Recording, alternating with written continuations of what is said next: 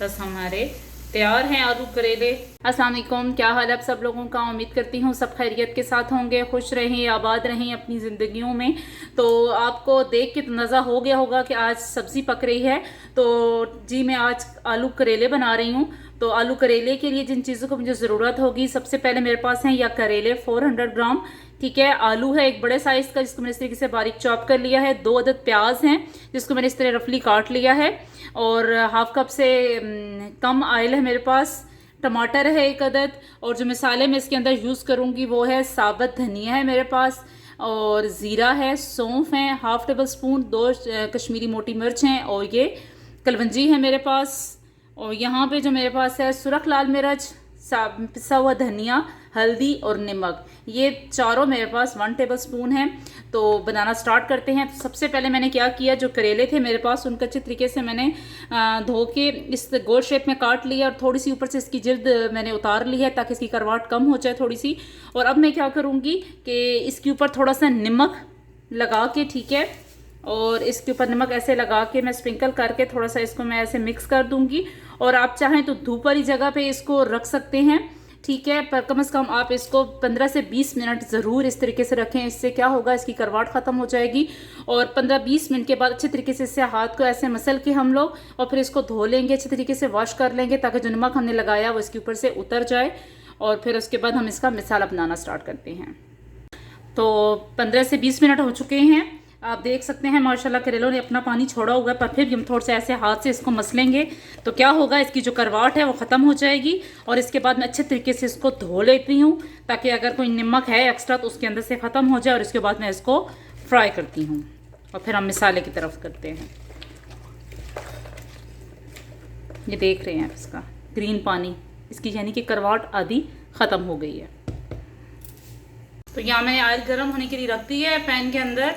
तो अब मैं क्या करती हूँ, जो मैंने करेले थे अच्छे तरीके से मैं इनको नमक निकाल दिया है, धो लिया है, ठीक है, थोड़ा सा सुखा भी लिया है ताकि किसी किस्म का ना हो। फिर भी अगर थोड़ा सा है तो इंशाल्लाह फ्राई होने से पानी इसका निकल जाएगा, और इस फ्राई करने से भी इसकी करवाट ख़त्म हो जाती है। तो अब मैं ये इसके अंदर ऐड कर दूँगी।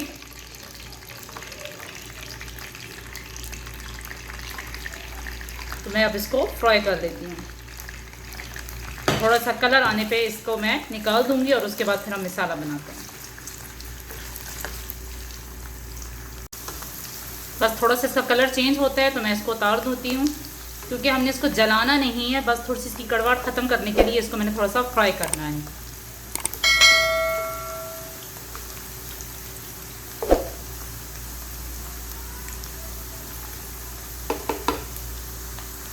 तो मैंने उसमें से निकाल लिए हैं, हो चुके थे, बस मैंने इसको इतना ही पकाना था, फ्राई करना था। फ्राई कर चुकी हूँ। अब मैंने क्या करना है, वही तेल मैंने कम कर लिया है, ठीक है।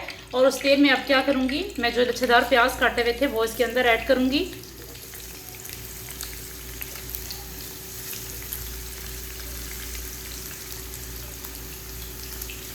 बस सारे प्याज मैंने इसके अंदर शामिल कर दिए हैं।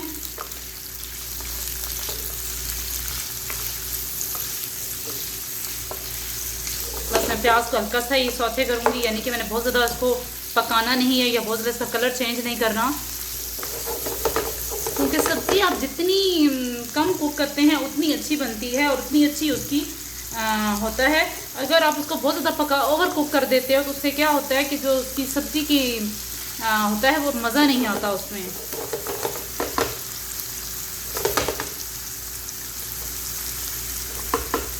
तो थोड़ा सा मैं इसको ब्राउन करती हूँ और उसके अंदर बस इंग्रेडिएंट ऐड करती हूँ। तो प्याज हल्के हल्के गोल्डन हो रहे हैं। अब मैं क्या करती हूँ, जो यहाँ मेरे पास सौंफ, ज़ीरा और ये साबुत धनिया है वो इसके अंदर ऐड कर दूँगी।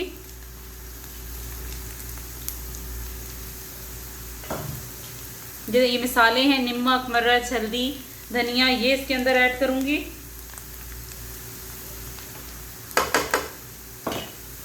अच्छे तरीके से मिक्स करूँगी इसको।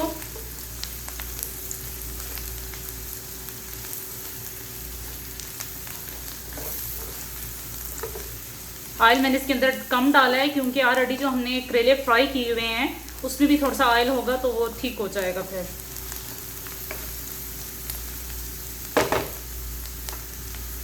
बस मसाले तक भी हमारे कुक हो चुके हैं।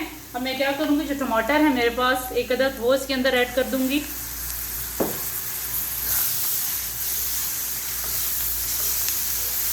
अच्छे तरीके से मिक्स करूँगी इसको।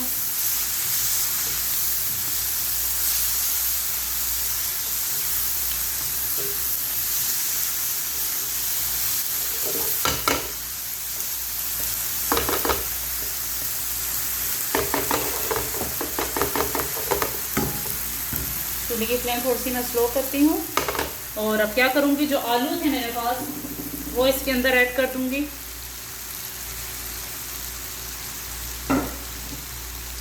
और ये जो करेले हैं वो इसके अंदर ऐड कर दूँगी और बस उनको मिक्स करते हैं। बस अब अच्छी तरीके से इसको मिक्स करेंगे।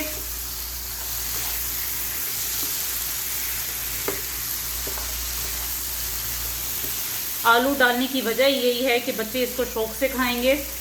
वैसे बच्चे सब्जियां कम ही खाते हैं, तो जब ये आलू इस शेप में देखेंगे तो वो शौक़ से खाएंगे।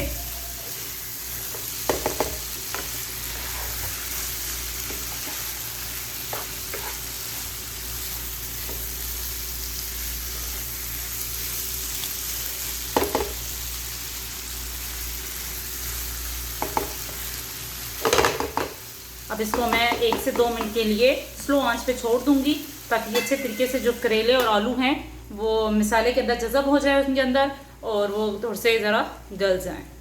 2 मिनट हो चुके हैं। अब देखते हैं, माशाल्लाह आप देख सकते हैं तैयार है।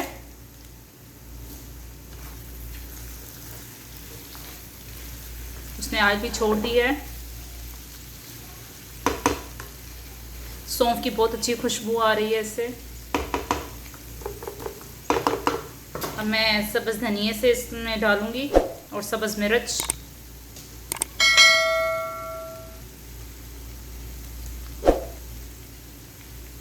बस हमारे तैयार हैं आलू करेले।